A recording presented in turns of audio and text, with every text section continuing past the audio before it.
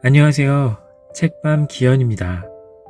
다가오는 1월 14일, 혹시 어떤 날인지 아시나요?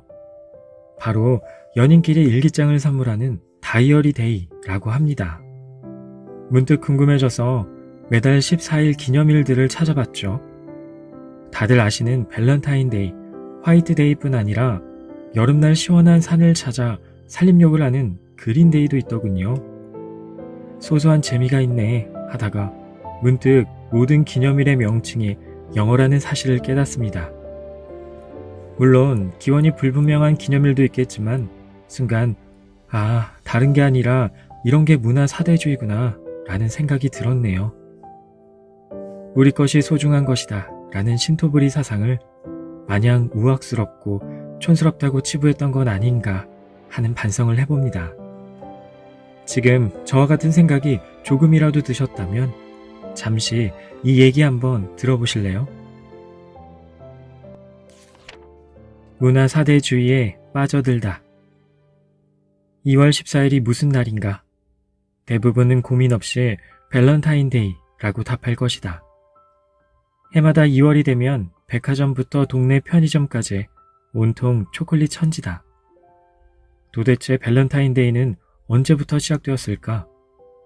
언제부터 이처럼 우리의 삶과 일상에 깊숙이 들어온 것일까?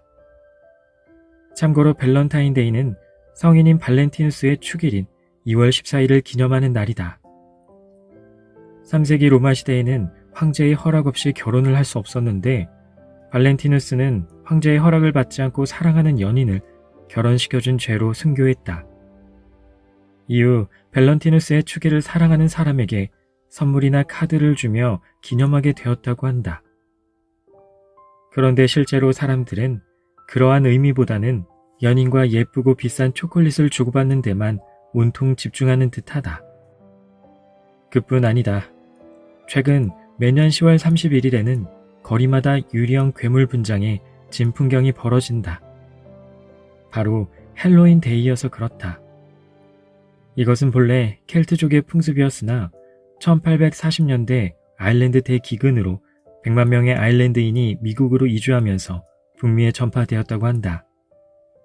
지금은 미국을 대표하는 축제로 자리 잡았다. 그런데 언제부터인가 우리나라에서도 10월만 되면 백화점부터 동네 문방구까지 분장용 소품부터 호박 장식, 사탕 등 헬로윈 파티 용품들이 불티나게 팔린다. 미국에서는 커다란 호박에 눈, 코, 입을 파서 잭 오랜턴을 만들고 동네 이웃집을 돌아다니면서 과자 안 주면 장난칠 거야 라는 의미의 트릭 오어 트릭 놀이를 한다. 그런데 이것이 어느샌가 우리나라에서도 귀신 분장을 하고 밤새워 노는 파티 문화로 자리 잡았다. 7월 7석은 구리고 헬로윈은 힙하다. 그런데 우리에게도 전통적인 연인의 날이 있지 않은가? 대표적으로는 7월 7석이 있다. 7월 7일인데 이것이 음력인지 양력인지도 모르는 사람이 많다. 음력 7월 7일이다. 어쩌면 사회적으로 별 관심이 없기에 잘 모를 수도 있는데 견우와 직녀 이야기는 들어보았을 것이다. 옥황상제의 노염을 산 견우와 직녀는 은하수 동쪽과 서쪽으로 갈라지게 되었고 이를 안타깝게 여긴 까치와 까마귀가 매년 7월 7석에 날개를 펴서 다리를 놓아주었다. 1년에 딱 한 번 견우와 직녀가 만나는 날이 바로 7석이다. 그런데 여기서 우리가 주목할 것이 있다. 헬로윈 데이를 모른다고 하면 왠지 교양 없어 보이고 트렌드를 모르는 사람처럼 여겨지는 듯하다. 소위 서양물을 안 먹어본 사람 취급당한다. 반대로 7월 7석을 챙기면 왠지 시대에 뒤떨어진 사람 같고 구닥다리 같은 느낌을 준다. 참으로 기이한 현상이 아닌가? 결국 우리의 7월 7석은 온데간데 없이 사라질 수밖에 없고 서양의 헬로윈 데이를 즐기는 사람이 내가 좀 세련되고 힙하지 하는 다소 우쭐한 생각을 갖게 만든다. 필자가 강조하고 싶은 것은 어느 쪽이 더 좋고 나쁘다는 것이 아니다. 남녀노소 할 것 없이 7월 7석도 즐기면서 서양의 밸런타인데이, 헬로윈 데이를 즐긴다면 더없이 좋을 텐데 한국인들이 오히려 우리의 것을 경시하고 무시하면서 서양의 기념일만 잘 챙긴다는 것이 이상하기도 하고 바람직하지도 않다는 것이다. 우리가 우리 것을 경시하면 누가 우리의 전통과 고유한 정신, 문화를 아끼고 사랑하겠는가? 게다가 우리가 진정으로 축하하고 기뻐해야 할 광복절, 개천절 같은 국경일은 그저 달력의 빨간 날 하루 정도로 전락해버린 듯하다. 이것은 심각한 문화 종속이 아닐까?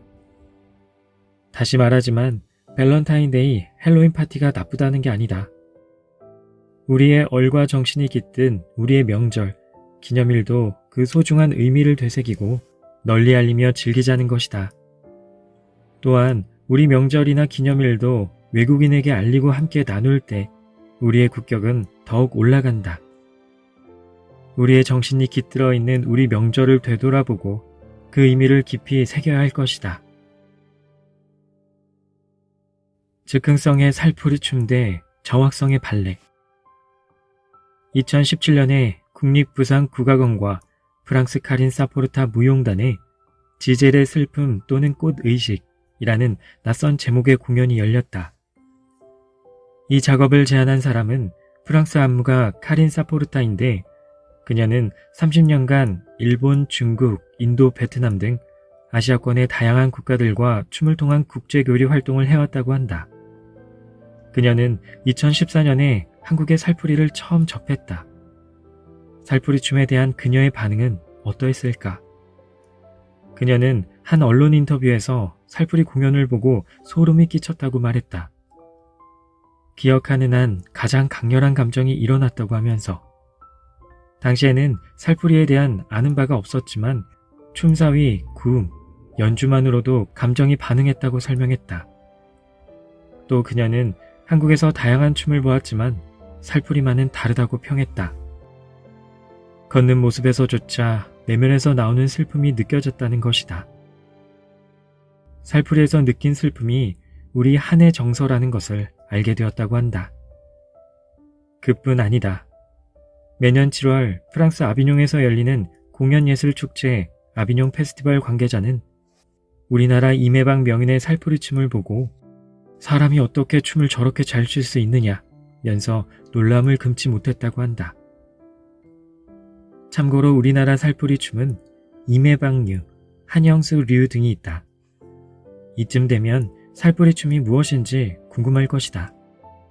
그런데 우리는 대부분 임해방 명인의 이름이나 살풀이 춤이라는 명칭은 들어보았지만 제대로 감상해 본 적은 거의 없다. 제대로 본 적도 없지만 일단 고리타분하다, 재미없다, 채널 돌려 같은 말이 먼저 떠오른다. 따분하다고 생각하는 것이다. 살풀이만이 아니다. 국악 소리가 들리면 벌써 지겨워진다.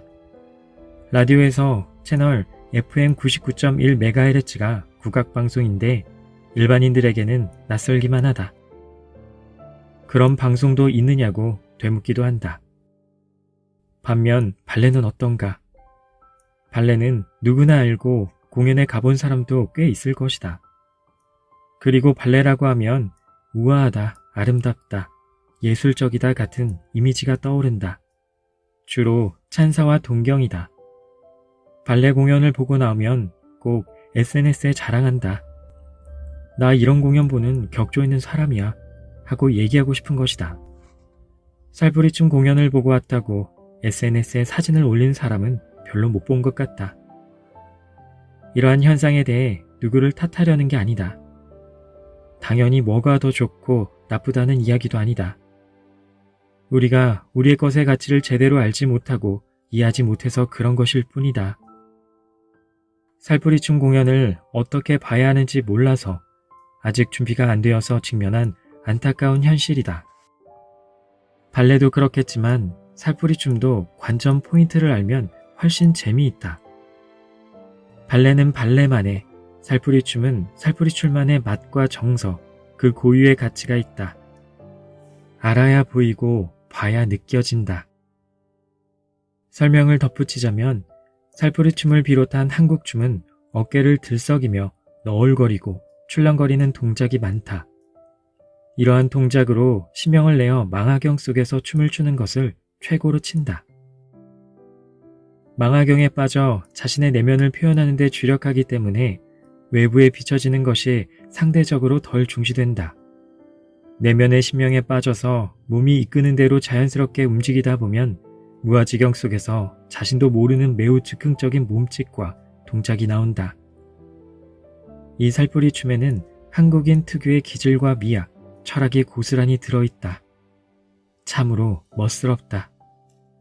반면 발레는 직선적이고 기하학적인 우아함을 바탕으로 내면의 아름다움보다는 외적인 아름다움과 정해져 있는 동작에 대해 극도의 정확성을 구현한다.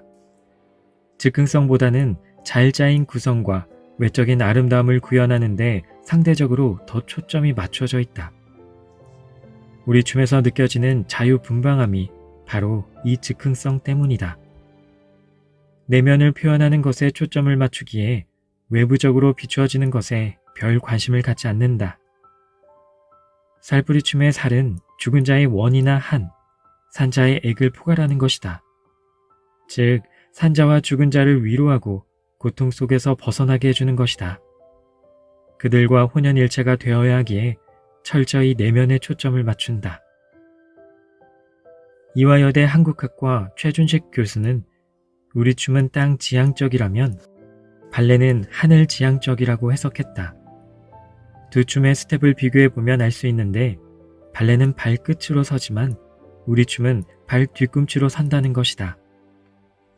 왜냐하면 발레는 기독교에서 가장 중시하는 신을 신체적으로 표현했기 때문이다. 하늘을 향해 더 가까이 가려고 발끝으로 서고 때로는 남자 무용수가 여자 무용수를 번쩍 들어 올리기도 한다는 것이다. 이처럼 우리 춤과 서양의 춤이 서로 다른 특성이 있는데 이것을 서양의 잣대로만 보는 것이 문제다. 우리 춤이 엉성하고 볼품없고 투박하게 보일 수밖에 없다. 그렇다고 국수적인 태도로 우리 것이 무작정 좋다는 게 아니고 각각의 가치와 지향점을 구분해 보는 눈이 필요하다는 뜻이다. 세계적인 소프라노 조수미, 프리마돈나 강수진, 피아니스트 조성진은 압도적인 기량으로 전 세계인을 감동시킨 우리의 예술가들이다. 특히 조수미 성악가는 20대 시절 첫 음반을 낼 때 당시 영국에서 가장 큰 음반사와 계약하면서 우리 가곡 보리밭을 앨범에 꼭 넣어달라는 조건을 걸었다고 한다. 세계 무대에서 활약하면서도 한국인으로서의 정체성을 소중히 지켜온 자랑스러운 대한인이 아닐 수 없다. 이제껏 우리는 우리 것을 무시하고 거들떠볼 생각조차 하지 않은 것은 아닐까? 반성해볼 일이다. 우리의 머릿속에 문화 사대주의가 가득 찬 현실을 직시하고 정신을 똑바로 차릴 필요가 있다. 이제 살풀이춤을 감상할 준비가 되었는가? 뭔가 예전과 다른 느낌이 드는가? 우리의 선현들이 이룩해놓은 고차원적인 내면의 미학을 마음껏 즐겨보자. 물론 발레는 발레대로 즐기면서 말이다.